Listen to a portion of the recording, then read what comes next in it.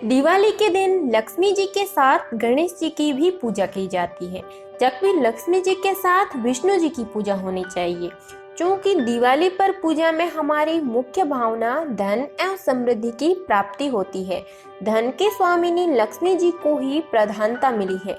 बिना बुद्धि के धन की प्राप्ति निरर्थक है और धन बुद्धि दोनों के प्राप्ति हेतु लक्ष्मी पूजन के साथ गणेश पूजन भी शामिल है। दिवाली के दिन लक्ष्मी जी के साथ साथ गणेश जी की पूजा क्यों की जाती है, इसके पीछे दो कथाएं प्रचलित हैं। तो इस वीडियो में हम उन दोनों कथाओं के बारे में जानेंगे। तो वीडियो को लाइक और चैनल को सब्सक्राइब कर लें।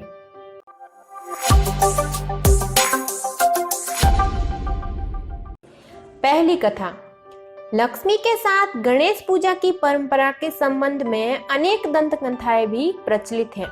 एक दंत कथा के अनुसार एक राजा ने किसी लकड़हारे को चंदन का एक जंगल पुरस्कार में दे दिया, किंतु उस लकड़हारे में चंदन के गुण एवं महत्व को समझने की बुद्धि नहीं थी। फलस्वरूप उसने चंदन के जंगल को काट काट कर जला डाला और वह पुनः पहले जैसा ही गरीब हो गया। यहाँ यह बात ध्यान देने योग्य है कि उस लकड़हारे को धन के रूप में चंदन का जंगल तो प्राप्त हो गया, लेकिन बुद्धि के अभाव में उसने कीमती चंदन की लकड़ी को ही जला डाला। यह देख राजा समझ गया कि बिना बुद्धि के धन को नहीं रखा जा सकता। अतः तभी से दिवाली के दिन बुद्धि के दाता गणेश जी की भी पूजा होने लगी। एक अन्य कथा के अनुसार एक बार एक साधु को राजसी सुख भोगने की इच्छा हुई।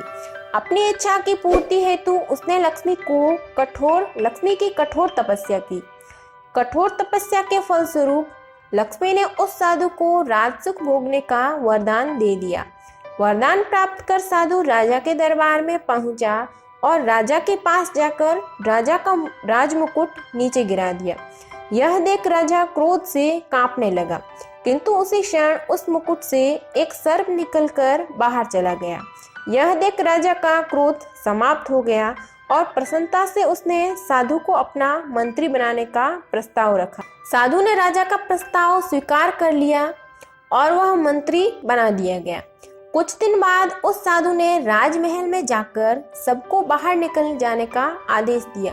क्योंकि सभी लोग उस साधु के चमत्कार को देख चुके थे, अतः उसके कहने पर सभी लोग राजमहल से बाहर आ गए, तो राजमहल स्वतः गिरकर ध्वस्त हो गया। इस घटना के बाद तो संपूर्ण राज्य व्यवस्था का कार्य उस साधु के इशारों पर ही होने लगा। किंतु अपने प्रभाव को देखकर साधु को घमंड हो गया और वह अपने को सर्वेसर्वा समझने लगा। अपने घमंड के वशीभूत होकर एक दिन साधु ने राजमहल के सामने स्थित गणेश की मूर्ति को वहां से हटवा दिया, क्योंकि उसकी दृष्टि से यह मूर्ति राजमहल के सौंदर्य को बिगाड़ रही थी। साधु को लक्ष्मी जी का स्वप्न। अपने इस घमंड में एक दिन साधु ने राजा से कहा कि उसके कुर्ते में सांप है, वह कुर्ता उतार दे। राजा ने पूर्व घटनाओं के आधार पर भरे दरबार में अपना कुर्ता उतार दिया, किंतु उसमें से सांप नहीं निकला।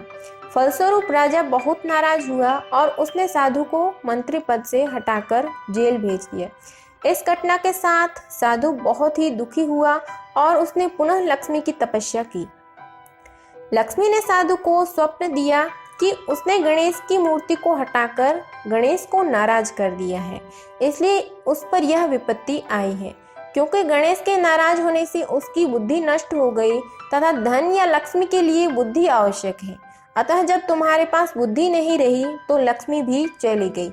जब साधु ने स्वप्न में यह बात जानी तो उसने अपने किए पर बहुत पश्चाताप हुआ।